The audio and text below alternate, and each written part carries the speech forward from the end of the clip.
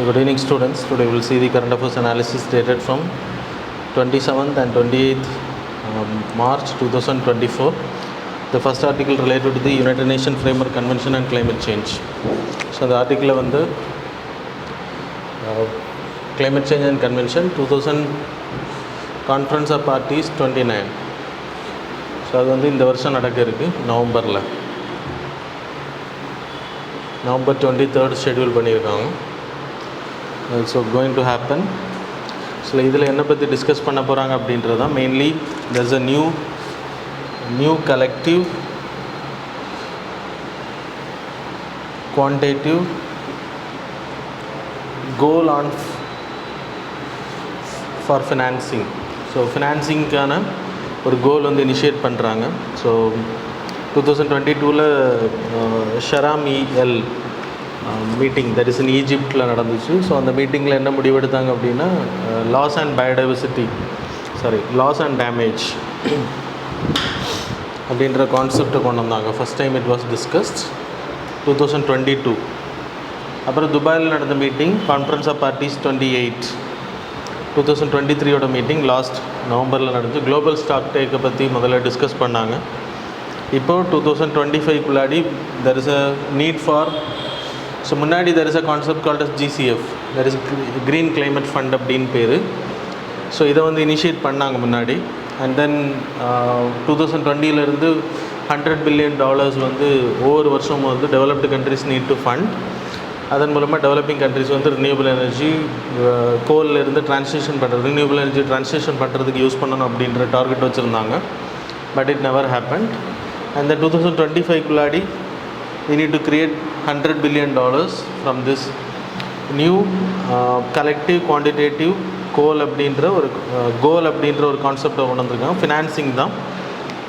So 2030 இந்த concept என்ன சொல்லுது அப்படின்னா இது வந்து $100 billion பற்றி சொல்கிறாங்க. அண்ட் தென் அதே தான் சொல்லுது. ஆனால் கான்ஃபரன்ஸ் ஆஃப் பார்ட்டிஸ் 27 டிஸ்கஸ் பண்ணும்போதே they have thought there's a demand of $4 trillion $6 trillion 2030 we need to spend. அப்போ தான் climate change வந்து தடுக்க முடியும். 1.5 degree Celsius கண்டாம் பண்ண முடியும். ஈவன் தோ 100 billion சொல்லி இன்னும் வரவில்லை. 2025 கொண்டு வந்திருக்க வேண்டியது கொண்டு வரல இன்னும் 2020 அப்போ அது இனிஷியேட் பண்ணுறதுல இஷ்யூஸ் இருக்குது.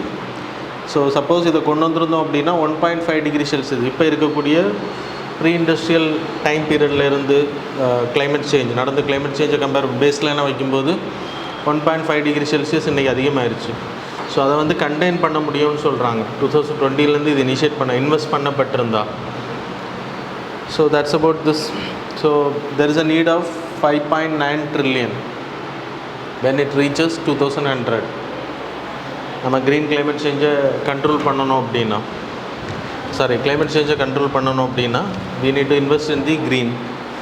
ஸோ அட்லீஸ்ட் 1.5 degree Celsius அது கண்டெயின் பண்ணணும் அப்படின்றத சொல்கிறாங்க. ஆனால் இட் வில் நெவர் ஹேப்பன் அப்படின்றதான் தெரியுது. என்ன டிஸ்கஷன்லேயே போயிட்டுருக்கு. The next article related to the El Nino. So you can see on the El Nino அப்படின்றது நான் நிறைய வாட்டி சொல்லியிருக்கேன், அதனால் எக்ஸ்பிளைன் பண்ணலை. El Ninoன்றது it's a Pacific ocean, central Pacific ocean ஏரியாஸில் வார்மிங் டெம்பரேச்சரை க்ரியேட் பண்ணக்கூடியது. ஸோ ட்ராட் லைக் சிச்சுவேஷன் இந்த சதர்ன் ஆஃப்ரிக்கன் நேஷன்ஸ் அப்படின்றது இந்த ஆர்டிக்கிள் சொல்லுது. ஸோ El Nino அக்கர் ஆகும்போது இங்கே இருக்கக்கூடிய வார்ம் வாட்டர் வந்து சவுத் அமெரிக்கன் ஏரியா அமெரிக்கா இந்த பகுதியில் வந்து ஃபில் ஆகும். அதன் மூலமாக இங்கே அதிகமான மழை இருக்கும், இந்த பக்கம் மழை இருக்காது. ஸோ இப்போ இந்த ஆர்டிக்கிள் என்ன சொன்னால் மொசாம்பிக், மால்வியா, அங்கோலா இந்த கண்ட்ரிஸ் வந்து அதிகமாக பாதிக்கப்படும். வார்ம் வாட்டர் ஃபில் ஆகுறதுனால கன்வெக்ஷனல் ப்ராசஸ் நடக்காது அப்படின்றது சொல்லப்படுது. Plus there will be no rainfall. Already African கண்ட்ரிஸை பொறுத்த வரைக்கும் there is a drought like situations இருக்குது. இதுவே தொடர்ந்துச்சு அப்படின்னா இட் வில் இன்னும் அதிகமாக இருக்கும் அப்படின்னு சொல்லப்படுது. அவங்க சாப்பிடக்கூடிய உணவு வந்து கார்ன் அஸ் அ ஸ்டேபிள் ஃபுட்டாக வச்சுருக்காங்க. ரைஸ் அண்ட் வீட் இருக்குது. 50 million people ஃபுட் இன்செக்யூர்டாக இருக்காங்க. இன்னும் அதிகமாகும் அப்படின்றது சொல்லப்படுது ஆஃப்ரிக்கன் காண்டினெண்ட்டை பொறுத்த வரைக்கும்.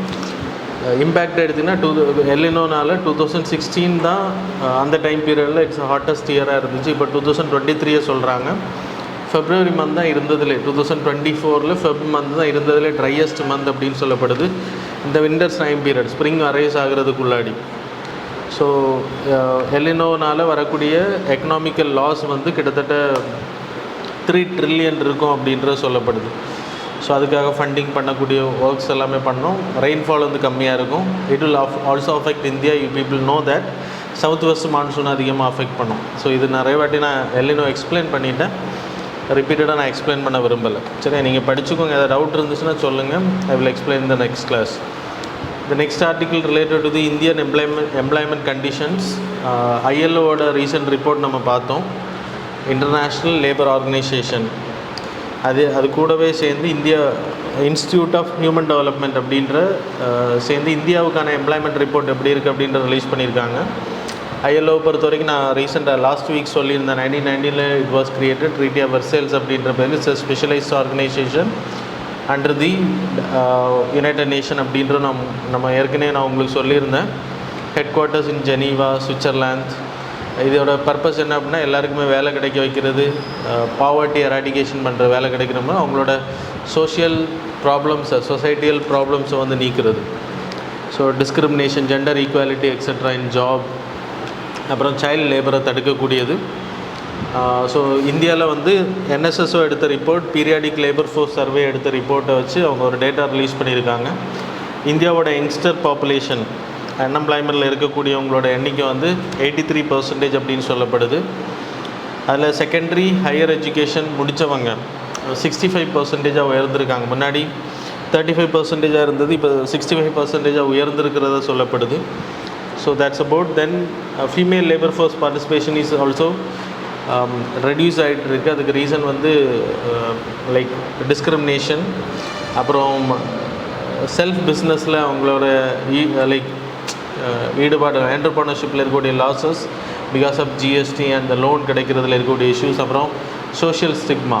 ஸோ வீடுகள்லேருந்து அவங்களை அனுப்பாமல் இருக்கிறது. அப்புறம் ஃபார்ம் செக்டார்லேருந்து, தட் இஸ் அக்ரிகல்ச்சர் செக்டார்லேருந்து இன்னொரு செக்டாருக்கு ஜாப் ட்ரான்சிஷன் ஆகுறது இந்தியாவை பொறுத்த வரைக்கும் வெரி ஸ்லோ. பிகாஸ் இந்தியாவை பொறுத்த வரைக்கும் 50%க்கு மேலே பீப்புள் வந்து ஒர்க் பண்ணக்கூடியது அக்ரிகல்ச்சர் பேசிஸில் தான். அது வந்து ரொம்ப கம்மியாக இருக்கிறதா சொல்லப்படுது. ஸோ அந்த ட்ரான்சிஷன் வந்து ப்ராப்பராக நடக்கலை. These are the reasons. அப்புறம் 82% work force in India engage in the informal sector category. Formal செக்டாரில் ஒர்க் பண்ணாமல் இன்ஃபார்மலில் இருக்காங்க. இதுவும் ஒரு காரணமாக சொல்லப்படுது. So these are the things அன்எம்ப்ளாய்மெண்ட்டில் இருக்கக்கூடிய இஷ்யூஸ் என்று சொல்கிறாங்க. The next article related the Krishi integrated command control centre. இது வந்து டெல்லியில் வந்து லான்ச் பண்ணியிருக்காங்க. இந்த சென்டரில் ஒரு பிளாட்ஃபார்ம் இருக்கும். அந்த பிளாட்ஃபார்ம் இந்த LED டிஸ்பிளேஸ், 8 LED டிஸ்பிளேஸ், அங்கே இருக்கக்கூடிய டேட்டாஸை நம்ம தெரிஞ்சுக்க முடியும். That is soil survey. India ஃபுல்லாக இருக்கக்கூடிய ஒவ்வொரு ஏரியாவில் இருக்கக்கூடிய சாயில் சர்வே, என்னென்ன மாதிரி கேட்டகரி இருக்குது, வெதர் ரிப்போர்ட் அங்கே எப்போவுமே இருக்கும், எப்போ மழை இருக்கும், எங்கே ட்ராட்ஸ் இருக்கும் அப்படின்றது, ஷோயிங் டேட்டாஸ், அதாவது எந்தெந்த ஏரியாஸில் என்னென்ன க்ராப் ஷோ பண்ணியிருக்காங்க அப்படின்ற டீட்டெயில்ஸ். அது மாதிரி இதில் ஆப் பேஸஸ்லையும் கொடுக்குறாங்க. ஸோ ஆப்லேயும் நம்ம தெரிஞ்சுக்க முடியும். இந்த farmers related, that is Krishi mapper மூலமாக, ஜியோ ஃபென்சிங் மூலமாக எந்தெந்த ஏரியாஸில் என்னென்ன ஃபார்மிங் பண்ணுறாங்க, யார் எங்கே ஃபார்மிங் பண்ணுறாங்க அப்படின்ற டேட்டாஸ் நம்ம தெரிஞ்சுக்க முடியும். So like it was launched in the Delhi. இது வந்து ஃப்யூச்சரில் மற்ற இடத்துலையும் வரும். ப்ளஸ் ஆப்பாகவும் இதை வந்து இனிஷியேட் பண்ணுறாங்க. So that's about the Krishi integrated command control centre. So India பூரா என்ன க்ராப்லாம் விளைவிக்கிறோம் அப்படின்றது இவங்களுக்கு தெரியும். எங்கெங்கே ட்ராட்ஸ் அக்கர் ஆகும், அதுக்கான ப்ரோக்ராம்ஸ் என்னெல்லாம் பண்ணணும் அப்படின்றதும் இவங்க வந்து பண்ண முடியும். So that's all about this article. The next article black carbon. So residential அப்படின்னா குக்கிங்கில் இருந்து நம்ம ஹவுஸ் ஹோல்டில் யூஸ் பண்ணக்கூடிய எரிக்கிறது மூலமாக ரிலீஸ் பண்ணக்கூடியதாக ரொம்ப அதிகமாக இருக்குது. 51%. இதில் 47 போட்டிருக்காங்க.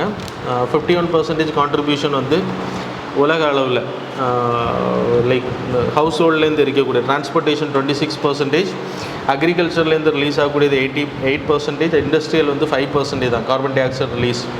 ஸோ நம்ம வீடுகளில் இருக்கக்கூடியதுனால வரக்கூடியது மட்டுமே 51%. ஸோ இதை கண்ட்ரோல் பண்ணணும் அப்படின்னா we need to have renewable energy sources. Solar powers பயன்படுத்துறது, எலக்ட்ரிக் ஸ்டவ்ஸை பயன்படுத்துறது, சோலார் ஸ்டவ்ஸ் பயன்படுத்துறது, plus LPG gases connection, LNG gases connections கொடுக்குறது.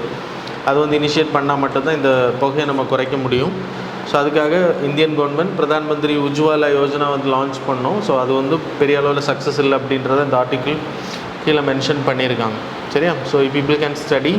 இதில் டேட்டா என்னென்னா, பிளாக் கார்பன் என்னென்னா டீசல் இன்ஜின்ஸ்லேருந்து வரக்கூடியது, வண்டிகள்லேருந்து வரக்கூடியது, அது மாதிரி நம்ம எரிக்காமல் விடக்கூடிய புகை, இந்த கரின்னு சொல்லுவோம், நம்ம விறகுகள் எரிக்கும் போது ஃபுல்லாக எரியாமல் இருக்கக்கூடிய அந்த தூசிகள், அந்த சஸ்பெண்டடாக இருக்கக்கூடியது. ஸோ இதனால் என்ன பாதிப்பு அப்படின்னா, இது போயிட்டு ஏரோசோல்ஸில் நிற்கும். இதில் வந்து ஐஸ் ஃபார்ம் ஆகும். இந்த ஐஸோட பர்பஸ் என்ன அப்படின்னா, கிட்டத்தட்ட 2% வந்து ரிஃப்ளெக்ட் பண்ணிவிடும், reflect back to the atmosphere. அது வந்து கம்மியாக இருக்கும். க்ளவுட்ஸ் வந்து ரிஃப்ளெக்ட் பேக் பண்ணுறது கம்மியாக இருக்கும். When the clouds are made, அதுக்குள்ளாடி இருக்கக்கூடிய ஏரோசோல்ஸ் வந்து பிளாக் கார்பனாக இருக்குது. இல்லைனா ஹிமாலயன் ஏரியாஸில் போயிட்டு, ஐஸ் கேப் ஏரியாவில் போயிட்டு இது போய் டெபாசிட் ஆகும்போது அதிகமாக அப்சர்வ் பண்ணும் ஹீட்டை. அப்போ ஆட்டோமேட்டிக் ரிஃப்ளெக்ட் பேக் பண்ணணும், அல்பிடோ எஃபெக்ட். அது நம்ம படிச்சிருக்கோம். Solar insolation reflectivity, absolute reflectivity, உள்ளே வர்றதில் எவ்வளோ பர்சன்டேஜ் வெளியில் அப்படியே போகுது அப்படின்றது absolute reflectivity. That is albedo எஃபெக்ட்னு பேர். அந்த அல்பிடோ எஃபெக்ட் கம்மியாக இருந்துச்சு அப்படின்னா அவங்க குளோபல் வார்மிங் இன்னும் அதிகமாக, மெல்ட்டிங் அதிகமாகும், ஐஸ் கிளேஷியர்ஸ் மெல்ட் ஆகுறது. ஸோ இதான் இது. அப்புறம் பிளாக் கார்பனை பொறுத்த வரைக்கும் it's a short lived. Methane gases நம்ம பார்த்தோம், லாங் லிவ்ட், அதுவும் பார்த்துக்கோங்க. So that's all. தென் இந்தியாவோட டிபி ரிப்போர்ட். ஸோ டிபி வந்து 24th மார்ச் வந்து செலிப்ரேட் பண்ணோம் அவேர்னஸ்க்காக. ஸோ டிபின்றது மைக்ரோ பாக்டீரியம் டியூபர்குலோசிஸ் அப்படின்ற பாக்டீரியாவிலேருந்து ஸ்ப்ரெட் ஆகுது. லங் ரிலேட்டட் டிபி அஃபெக்ட் பண்ணக்கூடிய டிபி இருக்குது, அது மாதிரி லங் அல்லாத பார்ட்டை அஃபெக்ட் பண்ணக்கூடிய டிபியும் இருக்குது. ஸோ ஏர் மூலமாக ஸ்ப்ரெட் ஆகக்கூடியது. டிபியில் multi drug resistant, that is நம்ம ஆன்டி மைக்ரோபியல் ரெசிஸ்டன்ஸ் ரீசெண்டாக படித்தோம். அந்த ஆன்டி மைக்ரோபியல் ரெசிஸ்டன்ஸை உருவாக்கக்கூடிய டிபி, தட் இஸ் டிபி எம்டிஆர்னு ஒரு வெரைட்டி, அப்புறம் எக்ஸ்டிஆர் அப்படின்ற ஒரு வெரைட்டி. அதுக்கு வந்து நார்மலாக நம்ம கொடுக்கக்கூடிய first line second line drugs வந்துமே செட் ஆகாது. ஃபஸ்ட் லைன் எடுத்துன்னா ஐசோனோசிட் ரிஃபாமேசின் அப்படின்ற மெடிசன் வந்து ப்ரொவைட் பண்ணுறாங்க. அது எஃபெக்ட் ஆகாதவங்களுக்கு we are providing TB MDR, multi drug resistance மருந்து வந்து நம்ம கொடுத்துட்ருக்கோம். அது மாதிரி எக்ஸ்டிஆர் வெரைட்டிஸ் தேர், ஐசோனோசாய்ட் ரிஃபாமேசின், அப்புறம் செகண்ட் லைன் ட்ரக்ஸே வந்து அக்செப்ட் பண்ணாது, தட் இஸ் ஃப்ளூரோக்ளோனின். ஸோ இந்த மெடிசன்ஸ் வந்து அக்செப்ட் பண்ணாது எக்ஸ்டிஆர். அது இந்தியாவில் அதிகமாக இருக்குது, எஸ்டிஆரும் சரி எம்டிஆரும் சரி. ஸோ டபிள்யூஹெச்ஓட டார்கெட் என்ன அப்படின்னா 2035 we need to end the TB. கிட்டத்தட்ட நோய் பாதிக்கப்படுறவங்க, புதுசாக பாதிக்கப்படுறவங்க கம்மியாக 2025 ஜீரோ ஆகணும் அப்படின்ற டார்கெட் வச்சுருக்கோம். இந்தியாவை பொறுத்தவரை we having national TB elimination programme 2001 launch பண்ணப்பட்டது. So every year TB affected cases எவ்வளோ இருக்குது, எவ்வளோ இறக்குறாங்க அப்படின்ற டீட்டெயில்ஸ் இருக்குது. People can study from the article. Then T+O அப்படின்ற இது நம்ம ஆல்ரெடி நான் உங்களுக்கு சொன்னேன், ட்ரேட். இப்போது ஏ வந்து ஷேர் மார்க்கெட்லேருந்து ஒரு ட்ரேடை வாங்குறாங்க அப்படின்னா, ஒரு ஷேர்ஸை வாங்குறாங்க அப்படின்னா அது டிரான்சாக்ஷன் பண்ணக்கூடிய எடுத்துக்கக்கூடிய டைம் T+5 மாடல் இருந்துச்சு. அப்புறம் T+3க்கு மாற்றணும், 3 days டிரான்சாக்ஷன் டேலேருந்து +3. அது இப்போ 2ஆக மாற்றணும். அதுக்கப்புறம் 2023 ஜான்லேருந்து T+1 மாற்றணும். டிரான்சாக்ஷன் டேலேருந்து 1 day அப்படின்னா இவர் ஷேர்ஸை வாங்கும்போது இவரோட காசு இங்கே போகிறது, ஷேர் மார்க்கெட் அந்த பர்சனுக்கு போகிறது. அது மாதிரி இந்த பர்சன்ட்டேருந்து ஷேர்ஸ் வந்து அவருக்கு அவரோட போர்ட்ஃபோலியோவில் ட்ரான்ஸ்ஃபர் ஆகும், அவரோட டிமேட் அக்கௌண்ட்டில் ட்ரான்ஸ்ஃபர் ஆகக்கூடியது எடுத்துக்கக்கூடிய டிரான்சாக்ஷன் டைமுக்கு பேர் தான் T+1 அப்படின்னு பேர். 1 day எடுத்துக்கும். இப்போது அதை T+0 அப்படின்ற மாடல். ஸோ T+1 வந்துட்டு சைனாவுக்கு அப்புறம் நம்ம தான் இன்ட்ரடியூஸ் பண்ணியிருந்தோம் வேர்ல்டில். T+0 அப்படின்றது இமீடியட். அதுக்கு என்ன இது வச்சுருக்காங்கன்னா 9 o'clock 9:30 1:30 1:30 PM இதெல்லாம் அவ்வளோ இம்பார்ட்டன்ட் கிடையாது, உங்களுக்கு தேவை கிடையாது. 1:30 PM டிரான்சாக்ஷன் பண்ணுறவங்க, ஸோ ஷேர்ஸை வாங்குறவங்களுக்கு ஈவினிங் 3:30 ட்ரான்ஸ்ஃபர் ஆயிரும். அதுக்கு பிறகு 1:30 மேலே வாங்குறவங்களுக்கு இன்ஸ்டன்ட் கேட்டகரி அப்படின்னா உடனே வந்து ட்ரான்ஸ்ஃபர் ஆயிரும். ஸோ phase 1 phase 2 அப்படின்ற மாடலை இனிஷியேட் பண்ணுறாங்க. T+0ன்னா என்னன்னு போதும். ஸோ இந்த ட்ரேடு ஏ வந்து டாட்டாவோட ஷேர்ஸை வாங்குறாங்க அப்படின்னா அந்த ஷேர்ஸ் அவரோட டிமேட் அக்கௌண்ட்டுக்கு எவ்வளோ நேரத்தில் போகுது, அப்புறம் இவரோட காசு அக்கௌண்ட்லேருந்து எவ்வளோ நேரத்தில் இங்கே போகுது அப்படின்றது. ஸோ அதை எடுத்துக்கூடிய டைம் 2 days 3 days இருந்துச்சு. இப்போ 1 day மாற்றினாங்க, இப்போ 0வாக மாற்றிருக்காங்க. ஸோ இன்னையிலேருந்து அது நடைமுறைக்கு 28th நடைமுறைக்கு வருது. So that's why it is important. The next வந்து ட்ரெஷரி பில்ஸ். ஸோ ட்ரெஷரி பில்ஸோட லான்ச் ஜூன் 2024 அந்த ட்ரான்ச் வந்து ரிலீஸ் பண்ணுறாங்க. ஸோ ஆக்சுவலாக கவர்மெண்ட் ஆஃப் இந்தியா தான் அதை ரிலீஸ் பண்ணுறது. ஆர்பிஐ இந்த name of government of India they will publish. ஆனால் இந்த நேம் ஆஃப் சென்ட்ரல் கவர்மெண்ட் தான் ரிலீஸ் பண்ண முடியும். டி பில்ஸை பொறுத்த வரைக்கும் there are 91 days maturity, 182, 364 days maturity. அப்புறம் இது வந்து டிஸ்கவுண்டட் பில்ஸ் அப்படின்ற நம்ம ஏற்கனவே படிச்சிருக்கோம். டிஸ்கவுண்டட் பில்ஸ் அப்படின்னா பர்ச்சேஸ் பண்ணுற லைக் அமௌண்ட்டை வந்து ஃபுல்லாக பே பண்ண மாட்டாங்க. ஸோ 1000 rupeesக்கான பாண்டுன்னு வச்சுக்கோங்க. அதில் வந்து இன்ட்ரெஸ்ட் வந்து 10% அப்படின்னா 100 rupees. So 900 rupees will be paid. இந்த 14 days இல்லைன்னா 91 days முடியும் போது 1000 rupees வந்து கொடுத்தவங்களுக்கு, அந்த பாண்டை யார் வாங்கினாங்களோ அவங்களுக்கு வந்து கவர்மெண்ட் திருப்பி கொடுப்பாங்க. ஸோ சென்ட்ரல் கவர்மெண்ட் மட்டும்தான் இனிஷியேட் பண்ண முடியும். இந்த name of central government RBI only can do it. சரியா? So that's about this.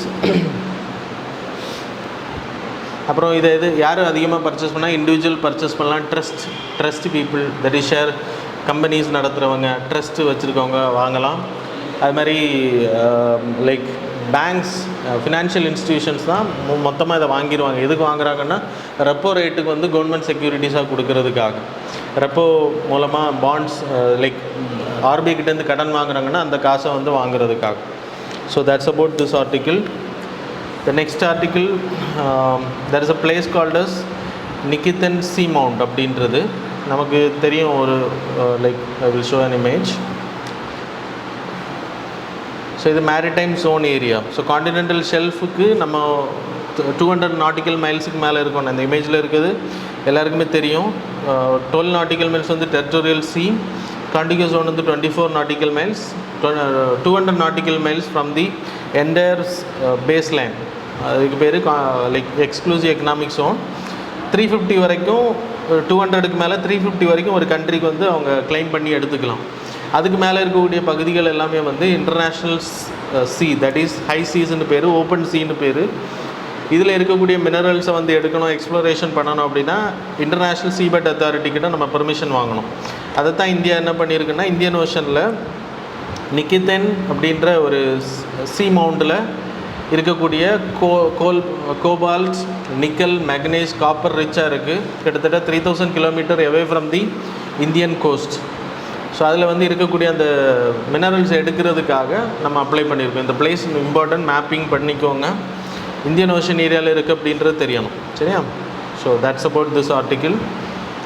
எதுக்கு நம்ம பண்ணுறோம் அப்படின்னா மினரல் ரிச்சாக நம்மளை மாற்றிக்கிறது, ரினியூவபிள் எனர்ஜிக்கு நம்ம ட்ரான்ஸ்ஃபர் பண்ணிகிட்ருக்கோம். Lithium ion and then renewable energy battery பண்ணக்கூடியது எல்லாமே நமக்கு ரொம்ப இம்பார்ட்டன்ட். சைனா தான் பிகஸ்ட் காம்படேட்டராக இருக்காங்க.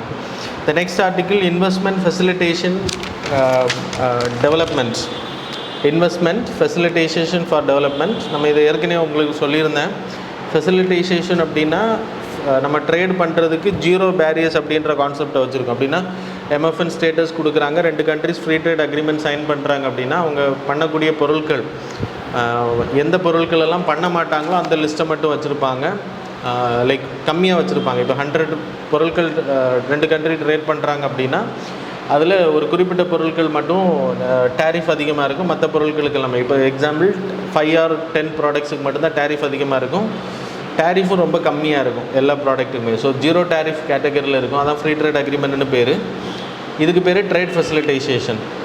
ஸோ இன்வெஸ்ட்மெண்ட் ஃபெசிலிட்டேஷன் அப்படின்னா இன்வெஸ்ட்மெண்ட் ஃபாரின் கண்ட்ரீஸ்லேருந்து எஃப்டிஐ பண்ணுறவங்க இந்தியாவுக்குள்ளே வந்து பண்ணுறாங்க அப்படின்னா, இல்லை ஃபாரின் கண்ட்ரீஸில் பண்ணுறாங்க அப்படின்னா அவங்களுக்கு ஏதாவது ப்ராப்ளம் அரைஸ் ஆகுது, அவங்களுக்கு அங்கே வந்து ஃப்ரீ 100% கொடுக்கப்படணும் செக்டார்ஸில். அங்கே எங்கே ரெஸ்ட்ரிக்ஷன் இருக்கக்கூடாது, ஒரு கண்ட்ரிக்கு அதிகமாக இம்பார்ட்டன்ஸ் கொடுத்துட்டு இன்னொரு கண்ட்ரிக்கு அதிகமாக கொடுக்குறது. ஸோ இது மாதிரியான விஷயங்களை பண்ணுறதுக்காக நவம்பர் 2023 இதை இனிஷியேட் பண்ணி, ஸோ 2017 இனிஷியேட் பண்ணிட்டாங்க.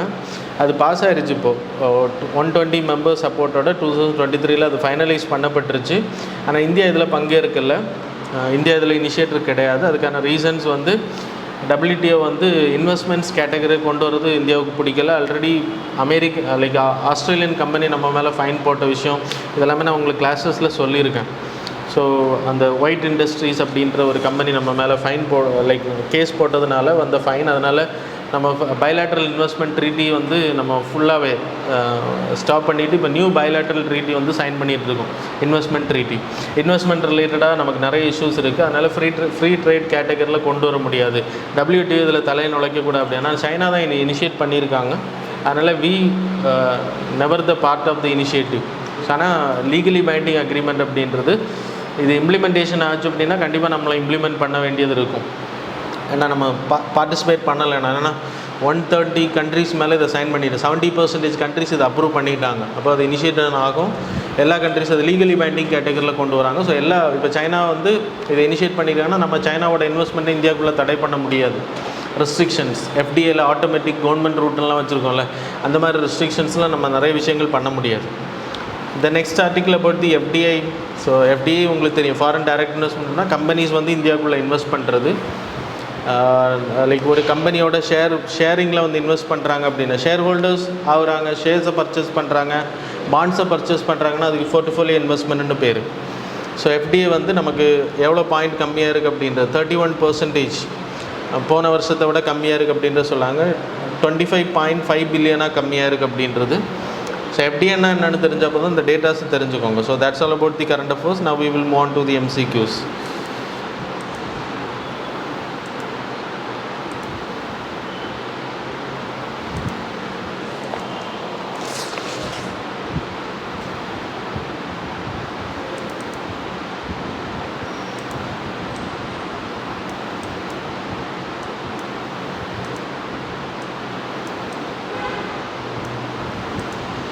Okay, question number 1.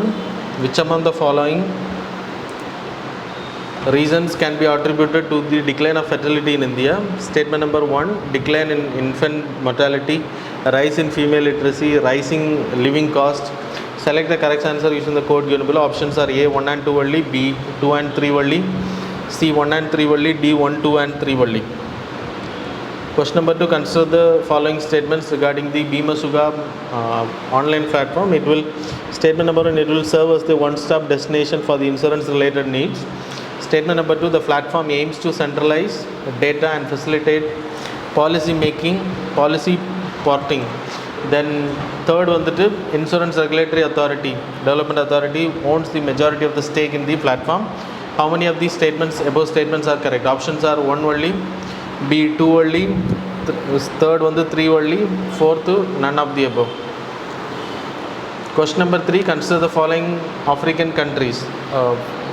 First one Kenya, second Tanzania, third Botswana, fourth Mozambique. How many of the above state nations share the borders in the Indian Ocean area? Share panakudey. 1 only, B 2 only, 3 only, D all of the above, that is 4, all the 4. Then consider the following statements related to insurance. Statement number 1, Regulatory and Development Authority of India, the regulator for the insurance. Statement number 2, it is a regulatory body.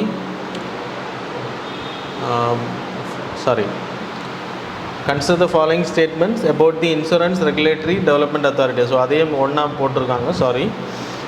So first statement enga start aguduna, it is a regulatory body for overall supervision and regulation of pensions in India. Statement number 2, it was established in accordance with the suggestions made in the Indian government via this report. So which of the statements given above are correct? Options are A 1 only, B 2 only, C both, D neither. Question number 5, Operation Indravati is India's initiative to evacuate its citizens from which of the following? A Sudan, B Russia, C Haiti, D Cuba. So that's all. Now we will see the answers for the previous. So question number 1 answer is C. Question number 2 answer is A. Question number 3 answer is D. Question number 4 answer is D. Question number 5 answer is B. So that's all about the current affairs and MCQ. Thanks all for joining with us.